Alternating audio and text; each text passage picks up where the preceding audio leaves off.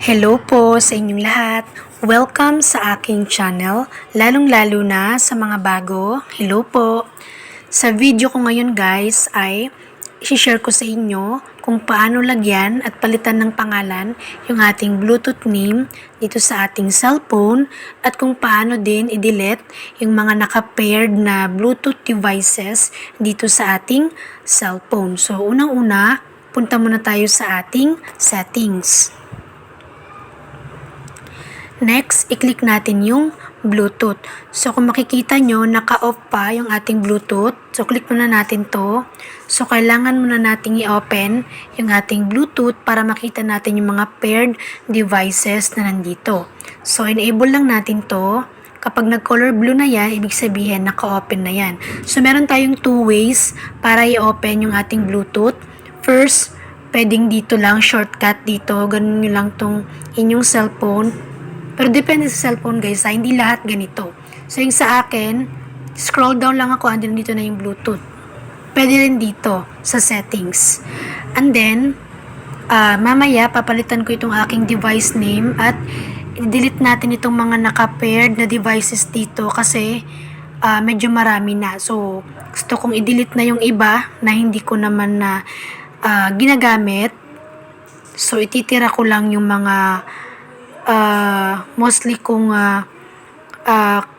katransaction kumbaga na Bluetooth devices. So, paano nga papalitan yung ating device name? So, i-click nyo lang tong inyong, for example, itong sa akin, Miss Wais. So, i-click nyo lang yan. Ayan. Then, ito sa baba, palitan nyo na. So, papalitan natin ng Miss Laher. Then, kapag okay na, i-click nyo na tong check sa taas. Ayan. So, kung mapapansin nyo, napalitan na yung ating device name. So, dito naman tayo sa paired devices. Didelete natin yung mga hindi na kailangan para hindi marami. So, ang gagawin nyo lang, wait lang. Open natin yung ating brush para mas makita nyo. So, ang gagawin nyo, kapag meron na kayong napiling devices na i-delete, i-click nyo lang tong I sa gilid nila. Then, i-click nyo lang itong unpair. Yan. Ayan. So, after nyo i-click yung unpair, agad-agad, matatanggal na yung tawag nito, yung pair devices na yon. So, same process pa din, ganun lang din. Click nyo lang yung I sa gilid and then click unpair. Tapos, ganun lang, paulit-ulit lang yung proseso. Madali lang, dalawang click lang. Pag-click nyo dito, pag-click nyo ng unpair, ayan, mawawala na kaagad.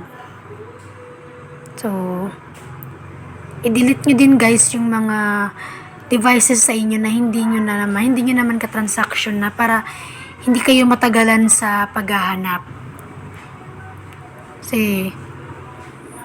Ako kasi ayaw ko ng maraming naguguluhan ako. So, itong dalawa, yung Galaxy J7 Prime at saka Mr. Cyan, hindi ko lang to i-delete kasi ito yung mostly na kaanohan ko, ka-send, ka-receive, ito talaga yung mga devices na ito. So, ganun lang guys, ganun lang magpalit or maglagay ng pangalan dito sa ating Bluetooth. So, yung proseso guys ng paglagay ng pangalan at pagpalit ay same lang. Punta lang kayo dito sa device name. Dito lang kayo pupunta. Pwede nyo rin yan guys lagyan ng emoji. For example, ito.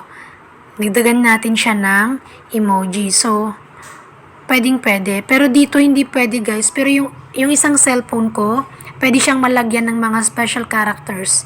Pero dito hindi pwede. Depende lang sa cellphone. Yan. So, ganun lang yung proseso. Ganun din yung pag-delete, ganun lang din. So, I hope na after nito mapanood guys, ay nagkaroon kayo ng idea tungkol dito at meron kayong natutunan at meron akong babasahin sa inyo. So, sabi dito, wait lang. Sabi dito, do not force things to happen or it will end up in the worst situation. So, ibig sabihin, huwag daw nating pilitin yung mga bagay-bagay na mangyari.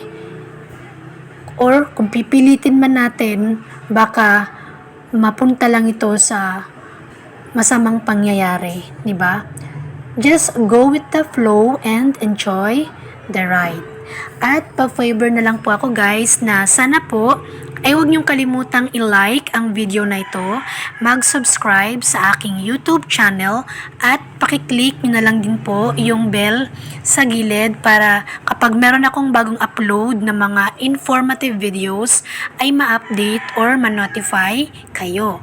Ayun lamang po at maraming salamat sa panonood. God bless!